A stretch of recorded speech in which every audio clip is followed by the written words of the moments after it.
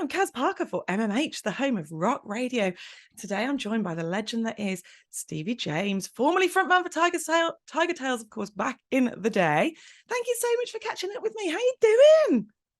Right, I'm doing good. We're rehearsing, so it's all kicking off today. But I'm fine. How are you? I'm good, thank you. Yeah, I love the fact that we've got you live from the scene, and I love the backdrop. I think it's wicked. So yeah, this is good. Right. This is right in the middle of it all going on, and this is what we've got together to talk about today. Is Yeah. something very, very exciting. So it's been a whopping 35 years since Tigertailz's debut album, Young and Crazy, was released 1987. How can that be 35 years ago? That's absolutely insane. I know. Don't even want to think about it. But it's mind-boggling. Yeah, it's mind-boggling for me as well. And when it's released, it was released in October of '87. So yeah, it's almost bang on. It's really weird thinking about it. It makes me feel like an old man. You know what I mean? Who wants to feel like an old man? It doesn't matter. It's all up here. Makes me feel like an old lady as well, but don't matter. We don't care about that sort of stuff. The days were all so different. It's just good fun, wasn't it? It really was. Fun. Yeah. Very, very, very different. But also, so the coolest part about this is that you are doing and I'm going to be the first one to drop a swear word, but it is a special as fuck gig, isn't it? It's in London. And it's at 229 Club. I've got to read my notes because I'll forget the detail otherwise. So it's 229 Club. And this is on the 15th of October. And it's going to be 35-year anniversary. And you're going to play the album in its entirety. And you've got yourself together with a little band with the lovely Kai and Rob Lane, who I know, but Rob and Guy as well, who I don't know. So tell us about it. Tell everybody about it. Tell us what we can expect from the show. And more importantly, let's get people excited so they can go and book some tickets and come join you. Do you know what? They should be excited as well because we, like I said, we just started rehearsing and running through the songs. It's like it's almost like getting back on a bike. Do you know what I mean? Yeah, it's like, wow, these songs, they are of their time. You know what I mean? But they're of it's now they've got like a new lease of life. Since we've done them today, it's like I was blown away how good everybody played them as well. And everybody's really excited. Everybody's looking forward to the show. And that's what it's going to be, It's going to be a good show. So what about, I mean, I was listening to one of your other interviews and I heard you say it's going to be fun. So I think we can do better. Let's sell it to the people. So it's going to be, obviously it's that album, which, like you say, lots of nostalgia for people. And you know what? Rock is peaking again, I think, because people are loving 80s fashions, 80s vibes, and all of that throwback stuff. You see young people dressing like we did back in the day. I'm not quite sure they've mastered the art of the massive hair yet, because I mean, when I look at my hair and how it was back in the day, there was a lot of backcombing going on and a lot of hairspray. I'm not sure I could ever do that to myself again. But that said, getting all the band t-shirts back and the skinny jeans and the cowboy boots and the cowboy hats, there is nothing not to love about it. So there's got to be some of that going into this show, some 80s energy, I'm reckoning. Everything, it's because I can't really explain it. It's like the album, when we did it, we just put it out. It was done so fast and on a tight budget. And it really did well. It catapulted the band to where they went, next time round. And like I say, doing these old songs today, it's like just a massive load of memories flowing out all the time, every song, and it's great. It's really sad. It's going to be such a great show. Oh, it's wicked. So, well, talking about memories then, you've had a very wide and varied career in music. So this venue, I'm guessing it's not a massive venue. Is it fairly intimate? What sort of size is it? Because I don't know the 229 venue. It's not tiny, but it's not massive. It's not a huge place. But I've never played there before, so I don't know anything about the venue or nothing. All I know is people who've been there said it's a lovely place. So what gets you more? I was going to say, what gets you more excited then? Is it playing a massive show, or is it playing something a bit more intimate where you can see the whites of people's eyes? What do you love about? Either or both. I loved all the shows. I loved all the shows we did when we started off. We would travel around the country all the time in Tigertailz. That was back in the days when you could build up a following. I remember being in a van, a Luton van, and we drove from Cardiff to Carlisle, which is a hell of a drive, Good taking grief. it in turns out of windows. Yeah. And there was, we played in this quite big place when we first really started. There was 3 people there. And we always came out and said, 3,000, 3 people, who cares? Yeah. And we went on and we did the same show as we did when we sold out the Marquee 2 nights in a row. Yeah. That's how we played. That's how we built everything up. And those people had time of their lives, you know?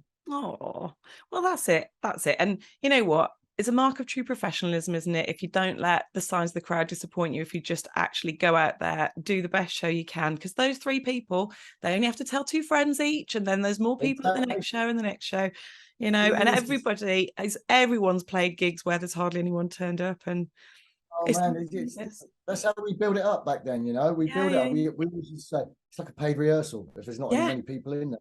Exactly. And then we build it up. We build it up. We released that EP, and it just went boom. And that was it. And then it was packed out venues all the time. Yeah. You know? So it kind of changed overnight with us, but we did a lot of hard work, a lot of grafting back in the day. Yeah.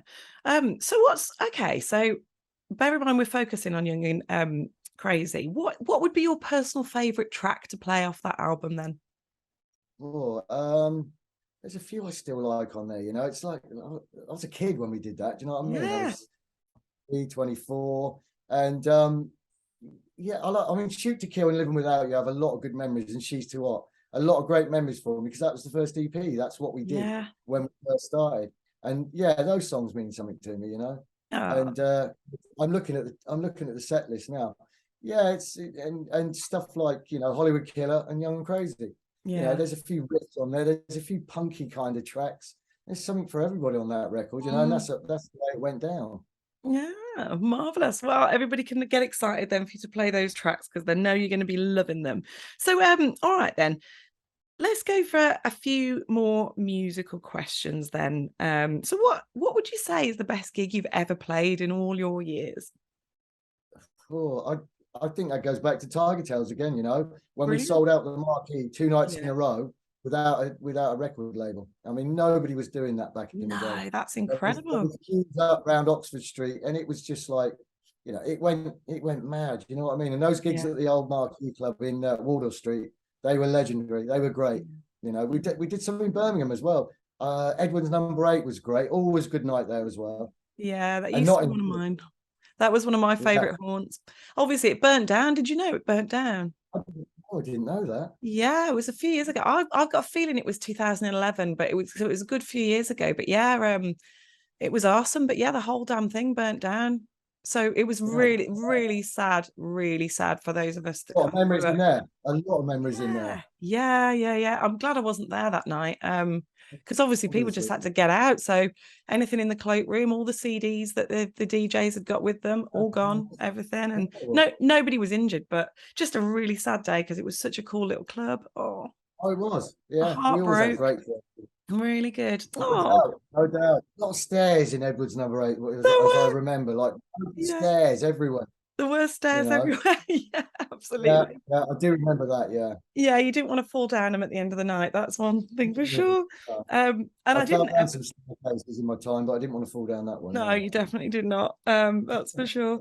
All right, then. Well, talking about that, then, have you ever had an embarrassing moment on stage? Oh man, too many, far too many. I remember. I've got a couple. I remember we played Rock City. We were supporting. I think it was Val Wow, Japanese band called Val Wow. And in my infinite wisdom, I climbed up the PA stack. Right. And the roadie down below me saying, I'll help you down. I was like, no, piss off, I can get down. And I fell from the top straight down to the middle, landed on my back. Oh, and I still had to show, you know. Yeah, that was quite bad. And also remember, I used to use a radio mic as well. I had a beer bottle in one hand, radio mic in the other, and you know what happened. Oh, no. That was pretty classic as well, you know. Oh God, that's brilliant. I love it. And I love the fact that the show goes on. Like you might have broken your back, but the show has to go on. So we'll just get up and keep playing. Brilliant. You have to get up and carry on. You do. Like them comedies where you just go, didn't hurt. Yeah, I'm fine. Yeah, exactly. It, you know? Your pride gets you through it, doesn't it? You're like, afterwards you can go, but at the time, no. Everybody comes up afterwards and says, I saw you do that. And I'm like, well, everybody in the crowd saw me do it. You know what I mean? Yeah, exactly. You're all right. Yeah, I'm fine. Yeah. No, But yeah, nobody could have missed it. At that's least they one that didn't. sticks out. Yeah. They probably didn't all have video phones in the day though either. So You know what? Yes, we that's were the lucky. one. That's the one win. Yeah, we were very lucky back then, you know, because Yeah. nowadays that would have been boom. Yeah, And it'd have can been you on social imagine? media. Everybody laughing and saying what a twat, you know what I mean? So Absolutely. And you know, canon does happen. Unfortunately, we do see quite a lot of it. It's such a shame. But I'm always glad when it's not you. That's the thing, isn't it? It's like yeah, you can sort of laugh when it's not you, you know what I mean? exactly. All right. So you've met and hung out with so many of the other rock stars from back in the day. But was there anybody, did you ever meet anyone that you would class as a musical hero that actually made you have a fanboy sort of starstruck moment? Yeah, a couple of times. I met David Lee Roth in the Rainbow in LA.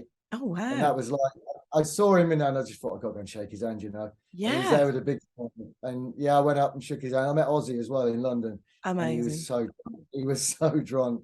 And I just went up and shook his hand like that, and it was just like, you know, just boyhood heroes. You know, I Yeah. saw Van Halen in 1978 Oh, supporting Black Sabbath, and they were just out of this world. And yeah, David Lee Roth was one of my heroes, always was, you know. yeah, that's incredible. No, I think it's nice as well to meet people that properly make you starstruck because so many people are really down to earth. And that's lovely. That's really lovely. And I even met people John like, Lydon. I met John Lydon. He was the nicest guy in the world. Everybody's ah, saying, "Oh, he's a twat," and I met him. And I thought, no, he's not. He's just a normal, no. nice guy. You know, it's just Yeah. weird. Sometimes you get preconceptions of people, and other times, you know, you meet someone on a bad day, bad night. Maybe they'll just. I met Ingrid Malmsteen. You know, everybody hates him, don't they? I Yeah. was so drunk. I took him down a club with me, and it was just funny. You Yeah. know. That's it. You're right. You do get people who get different experiences with the same person, but I still Oh, think there's always people that make you starstruck and make you have that moment where you're like, I don't know what to say and I can't be cool. And I quite, in a way, in that moment, I don't feel very cool and I don't enjoy it. But afterwards, I think no, it's nice to feel that way. Actually, sometimes I think it's quite nice. Um, I, I I met Fish from Marillion back in the mid-80s, and I was so drunk. And my friend said I annoyed the shit out of him. He said, but after a while, you wore him down, and he yeah, became all right. So yeah, you know, yeah. yeah, I was always drunk. I was always a mess. You know what I mean? I'll admit it, but that was quite funny. Yeah. So Oh, nice. No, well, Fish is quite an imposing character as well, isn't he? Because he's so tall as well. So you kind of yes, instantly feel a bit like, oh, I'm in the presence of greatness. But yeah, but a nice, decent guy as well. But I always still feel like he's a god. You know, he's got a yeah, presence, definitely. yeah. Oh, Yeah, definitely great singer as well. You know. yeah, Sebastian, of absolutely. course, I hang out with Sebastian back a few times. He's 6'7", I'm 5'4" and a bit So, at a stretch. So I was hanging out with like Lurch and his little, you know, little dwarf cousin. You know what I mean? But had a few laughs with him. Yeah, yeah, he was quite funny oh, sometimes. oh, brilliant. Yeah, because he's one who can go, he can definitely go either way with people, that's for sure. I've seen him go either way. It wasn't funny sometimes, yeah, but you know, Yeah. Well, at least you had a good experience. That's really good. So yeah, what yeah, would yeah. happen? Because again, I did my research, and I know you're a massive fan of Paul McCartney. So what would happen if you met him? Would that be a kind of, I almost met him. did you? I didn't want to go up to him. There was a march in London. I forget when it was, but it was all these not a peace march, but it was one of those that I can't remember what it was, but there was thousands of people in London. And I was walking down, I think it was Charing Cross Road with my friend, Yeah. and all people are coming towards us, coming out of this. I don't know what it was. I want to say vegan or vegetarian thing or peace festival. Can't remember what it was. Anyway, cut a long story short, all these thousands of people are walking towards me. Me and my friend are walking down to go to the pub down there on Charing Cross Road. And I just clocked him, you know. And I said to my friend, Paul McCartney. And I was like, you know what I mean? And he was with, I can't remember the lady he was married to at the time. I can't remember her Linda name. McCartney, probably if it was a No, vegetarian thing. Oh. no, it wasn't Linda. It was, if it had been Linda and him, I'd have gone berserk, you know what I mean? Mm. But it was the one later on. I can't remember her name. But anyway, Was it the it one was with like one looked leg? Didn't he marry someone with that's one her. leg? Yeah, I can't remember her That's name. that's the one. Yeah.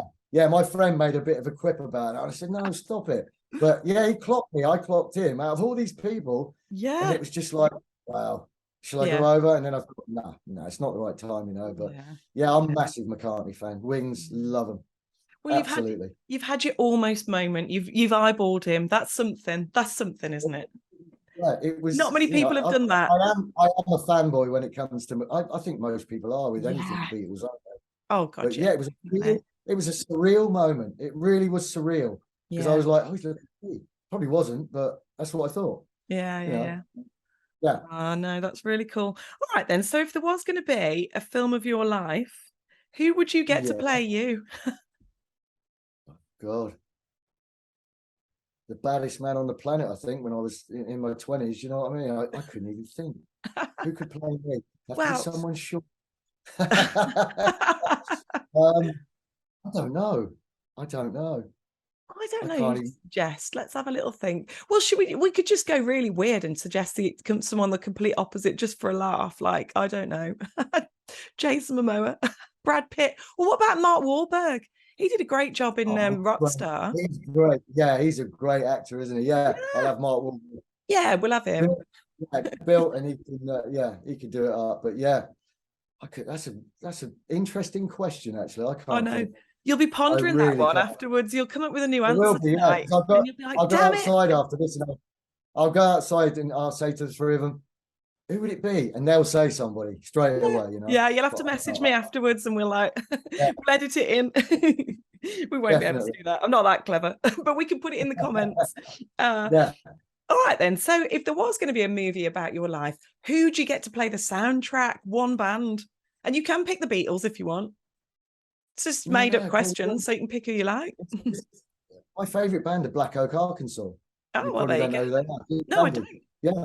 Yeah. Southern rock band. That's my favourite band since I was 13 years old. You know, Tommy Aldridge was the drummer at one point. Right. And Jim Dandy is David Lee Roth before David Lee Roth. That's where it all came from. Okay. And yeah, that's a band I never saw back in the day, but I wish I had done. I was just too young when they came over here. Oh, well, that's it. Yeah, that is definitely it. Southern rock. I love Southern rock, you know. Skinner, Molly Hatchet. I saw Molly Hatchet when they first came over. Yeah. But yeah, I love all that. Oh, there we go then. We'll see if we can sort that out for you when it happens. You never know. All right then. So we've said this. You've got loads of stories, loads of memories. Probably some of them you've forgotten, probably for the best.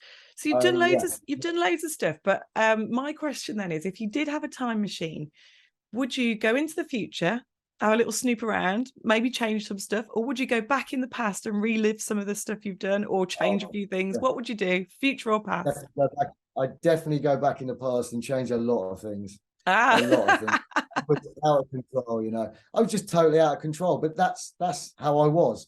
I was a guy who lived in a tiny little village come town, and I all of a sudden joined this band, and my idols are like Keith Moon and Oliver Reed and Ozzy, you know. And that's how I behaved, like an idiot. I just was, you know what I mean? And that's how it was. But yeah, Time Machine. I did an album called Time Machine. We did a load of covers on there, so that's a bit of a tie-in. Oh yeah, marvelous. All right then. I would.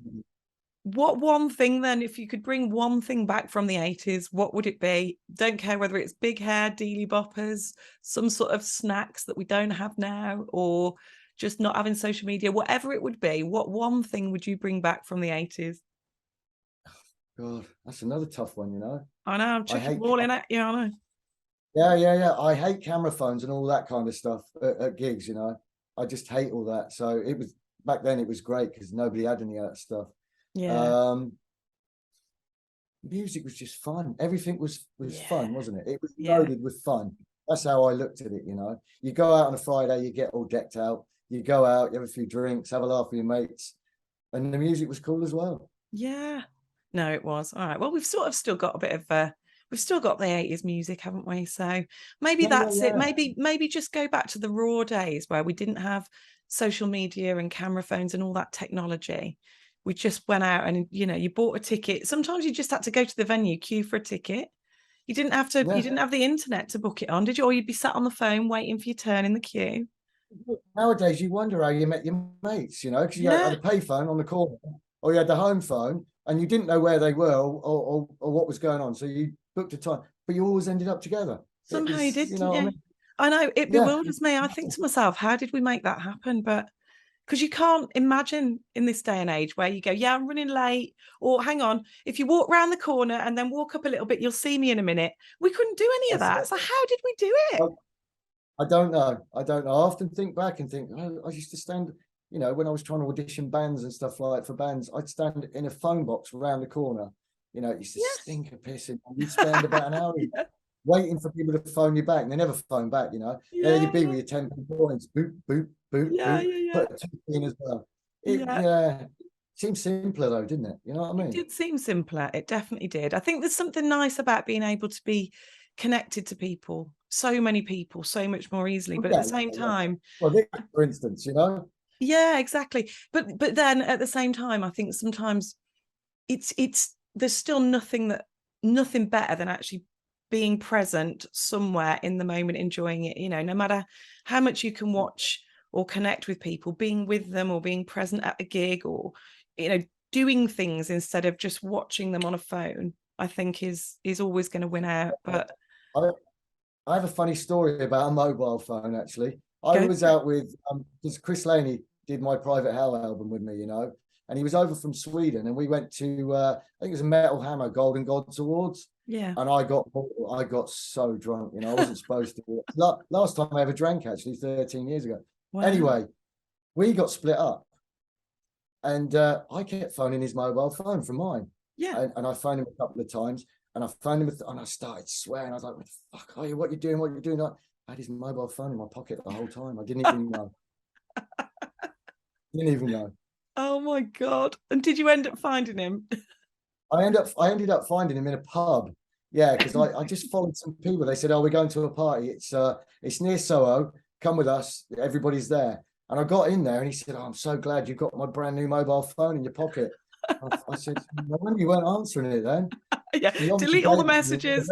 Yeah. Oh mate, he was laughing for a long time after that. He left me and thought I was dead on the pavement, I think. Oh, good God. That was a funny night. That was you know, mobile phones again. You know? But I didn't find him for my mobile phone, funny enough. Yeah. That's really funny. Oh, brilliant. All right, a couple of random questions then for you. If you could have any superhero power, what would you have and why? What would you do with it? Superhero power? Yeah. Longer legs, springs. like, what's that guy? What's that guy who does those? I can't remember his name now. It's like, and he goes, you know, something like that. Doctor, so my mind's gone again. That's back. I don't know one with springy legs. I don't know most of them, most of the superheroes. I mean, there was always Stretch Armstrong. He could make himself taller. Yeah, that'll do. That's it. Yeah, exactly. We'll have him. Exactly. Everybody knows him. Yeah. Yeah, exactly. All right. Well, actually, let me go with this one. What would you say was your most embarrassing childhood crush? It's embarrassing or not. Well, it doesn't have to be, but we all had childhood crushes that we kind of go, oh, did I really? I had a massive crush on Ann Wilson, but who didn't when I was a kid, you know? Even I had a massive crush on Ann Wilson. That's why I do my makeup like this, because I copied her eyeliner. I mean, Heart for me in the 70s were great anyway, you know? That's when I grew up. Yeah, I did have a big crush on Ann Wilson. That is not an embarrassing one. I think mine to chuck one in for you that'll make you laugh that's embarrassing. Mine was Wurzel Gummidge. No way. Well, look, you know, I just thought he was really cool. He was not true, you know. I always wanted to be like Aunt Sally and that other bird that used to be on the boat that liked him as well. He had girls fighting over him, so you know. And he was Aunt Sally, wasn't she? Yeah, that was it. And don't forget, he did have a clever head and he had a handsome head, I think, as well. So brilliant. Oh man, I remember Wurzel Gummidge so well, and Cat Weasel as well. You know, brilliant. See? That's a weird one. That is. I can't think of anything. I know that's the weirdest thing you're ever going to hear on an interview. Not even my interview. You got me with that one. I know, what's wrong with me? I'm odd. All right then, let's do a couple of would you rathers before we wrap up. So this one, because we keep talking about the 80s, you'll like this one. Would you rather, you can have either one and they're yours. Would you rather have the General Lee or Knight Rider's kit? No, Knight Rider's kit. Yeah, it's got to be in it. Yeah. It's got a turbo I mean, boost. Why wouldn't you want that? Exactly. And he talks to you, you know. If Yeah. you ain't got any friends, you just get in the car. And he'd drive you home when you're drunk. Exactly. Yeah. And I was drunk. Yeah. But he generally is that southern rock thing, I suppose. But no, Yeah. definitely Kit. The Yeah, generally is badass, but Kit's got all the gadgets. Oh, yeah. Yeah. Yeah. Full of gadgets. That's what you want. That's what you want, isn't it? All right, then. Would you rather have, oh, should we go weird or no, we'll go semi-weird. Would you rather cry every time you have sex or burp every time someone kisses you? Or throw up every time. No, burp. Cry every burp. time you have sex or burp every time someone kisses you? Burp every time someone kisses you. Oh, okay. Yeah. There isn't really a right or a wrong answer because they're just would you rather. Really, is there? No, that's weird. That is a weird one. Oh wait, I've got slightly weirder ones, and I'm gonna chuck them at you. It feels like I've just gone off in a weird direction, but I think you seem like you're up for fun. So, would you rather have ball bags for eyelids or a willy for a nose? Jesus Christ! I know. Sorry. Ball bags for eyelids, yeah. Gotta be in it. Why not? Stick some sunglasses on. Yeah. You can hide all that, can't you? Exactly. A pair of Ray-Bans or something. Exactly. Sort that out. It'd be all right. Oh, hang on. My Zoom's disappeared for a second. Hang on. There you are. You're back. All right then. Okay. This is the weirdest question you'll ever be asked, but I'm going to ask it you anyway because it's my favourite. Would you rather? The other ones?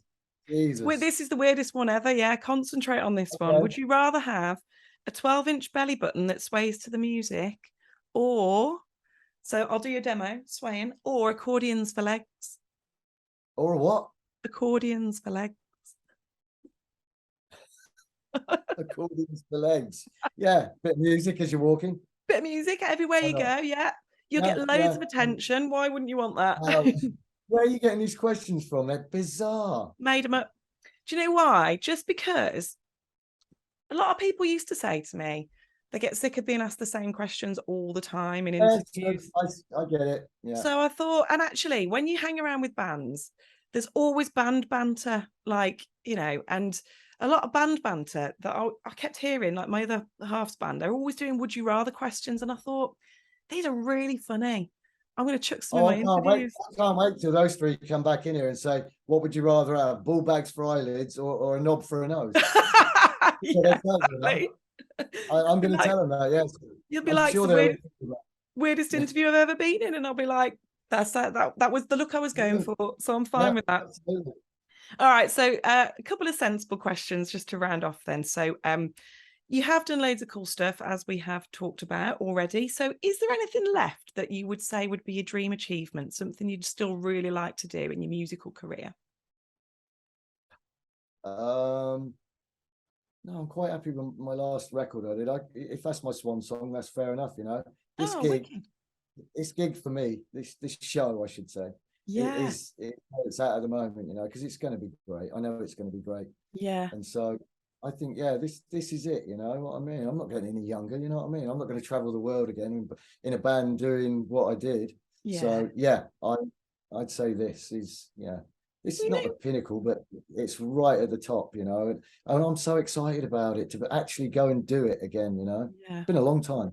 Yeah. And you know what? That's actually the perfect way really to conclude the interview, because we did get together to promote this gig, to talk about it, because it is exciting and it's going to be fantastic. So I think that's absolutely where we should kind of round it off. And by saying, first of all, thank you so much, Steevi, for catching it with me. It's been loads of fun. I've really, really enjoyed it. And I probably could have talked to you for ages longer, but we'll keep it short and sweet. And if anybody's listening, what they need to do is go and buy a blooming ticket for the show and be there, because they don't want to miss out. Yeah. And what did we say? Don't be sat at home looking at it on your phone, wondering why everyone's having a lovely time and you're not. Go out, buy a ticket. So thank you very much. I've got a great band with me as well, and it's just gonna be great. So it is absolutely. So get yourselves tickets. Go and do it, people. Don't be sat at home with the FOMO, because that's what happens. People think they think they've got a shit life and everyone else's is better, and it's only if they're sat in watching it. Go out and do it. I'm sure there's a moral to that story, but there we go. I Thank couldn't you agree so more. much. No, I'm Thank you so That's much. all right. My pleasure. Thank you. Thanks for Oh, talking to me. you're very welcome. Appreciate it.